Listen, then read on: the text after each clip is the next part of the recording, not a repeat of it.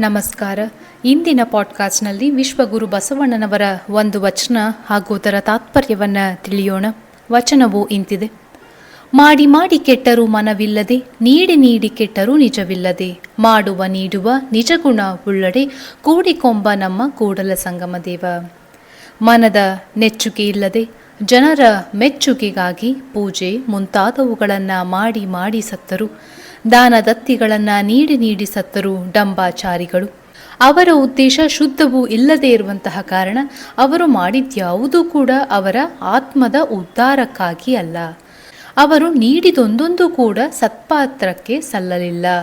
ಮಾಡುವಲ್ಲಿ ನೀಡುವಲ್ಲಿ ನಿಜ ಗುಣವು ಇದ್ದರೆ ಮಾತ್ರ ಆ ದೇವರು ಮೆಚ್ಚುವನು.